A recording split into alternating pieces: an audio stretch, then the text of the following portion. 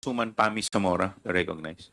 Mr. Chair, mabilis lang po ito. I'd just like to ask the Land Bank, nung nirelease yung 100, in the instance that the first 125 million was released, how long did that take, ma'am? Hindi po ba, ako po, base po sa experience ko, pag pupunta po ako sa bangko, kahit ano pong nilalabas nila na kahit ano pong halaga, binibilang po sa harap ko. So, binibilang din po ba itong 125?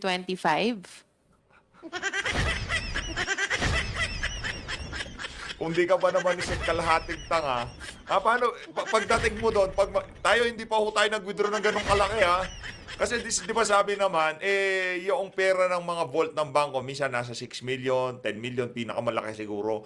Pero pagka kukuha ka na mahigit sa 100 milyon, 2 araw bago ka kumuha, sasabihan mo muna sila.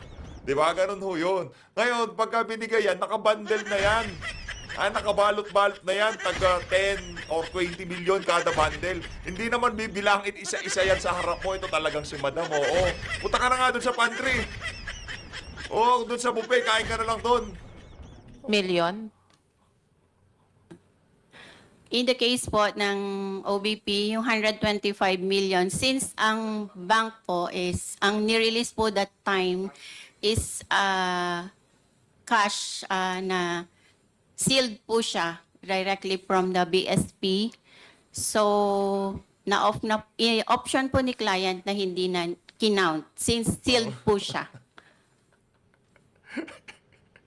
Oy, Pami Zamora. So, hindi po siya... Oy, Pami Zamora, punta ka na doon sa buffet. Kain ka na doon. Gutom lang yan, madam. Gutom lang yan. binilang. Binilang po siya by bundle, but not by By bundle. pieces.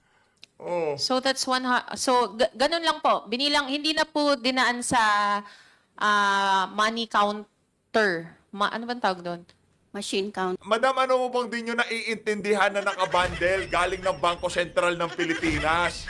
Kayo ba mapaggagaling ng Bangko Sentral ng Pilipinas, silyado, bagong papel, bagong mabango, ika nga, di ba?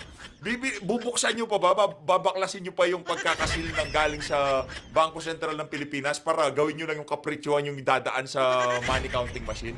Total, punta ka ng na baraka. Nagmamahusay ka kasi. Di ba? Nagmamagaling ka kasi. Yan ang problema sa galing-galingan. You said the money came in a box.